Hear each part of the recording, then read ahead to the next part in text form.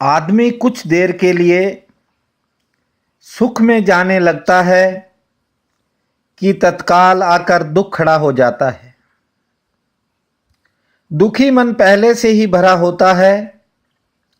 जब अचानक सुख आता है तो आदमी उसे पकड़ने की कोशिश करता है। नतीजा ये होता है कि उस पकड़ने में ही सुख का क्षण खो जाता है। मेरी बात को ठीक ढंग से समझने का प्रयास करें कि जब दुख होता है तब भी हम दुखी रहते हैं। जब सुख आता है तब हम इस बात की चिंता करते हैं कि कहीं यह चला न जाए। जीवन में न तो सुख हमेशा रहता है न ही दुख। एक सेठ के 3 बेटे थे। मरने से पूर्व जब सेठ अपनी संपत्ति बांटने लगा तो एक बेटे को उसने अपना सारा चलता कारोबार दे दिया, दूसरे को जमीन जायदाद सौंप दी, तीसरा कहीं बाहर गया हुआ था। जब वह वापस लौटा तो उसने बंटवारे की बात सुनी। सुनते ही उसने पिता से अपना हिस्सा मांगा। पिता ने कहा कि मैंने सारी संपत्ति तो बांट दी, मेरे पास यह एक डिबिया है, यह मैं तुझे देता हूं। तीसरे बेटे ने वह डिब्बी ले ली।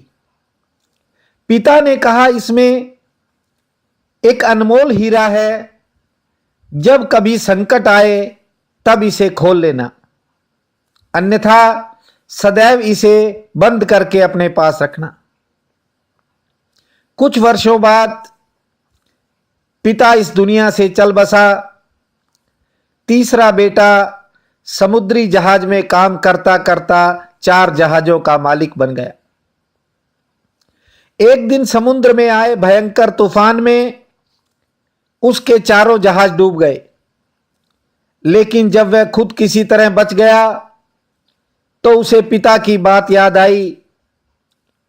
उसने पिता द्वारा दी गई डिब्बी को संभाला,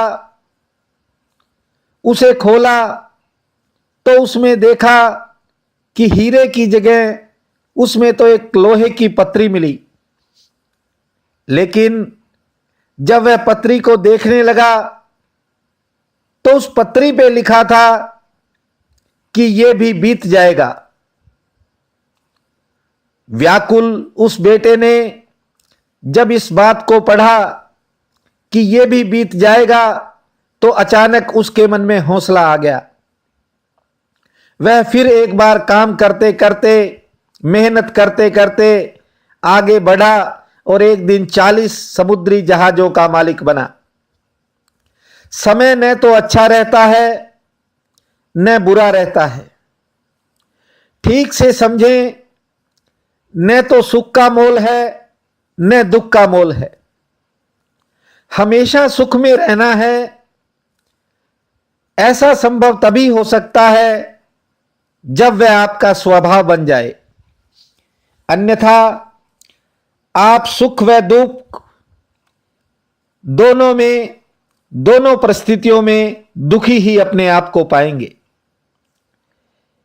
जीते जी चिंता है, मरने पर चिता है। दोनों में भेद इतना ही है कि चिंता है चिता के समान, घुन के समान लग जाती है, मुर्दे को चिता जलाती है, चिंता जीते को खाती है। सोचे नहीं, विचारें, साथ जुड़े हमारे। धन्यवाद।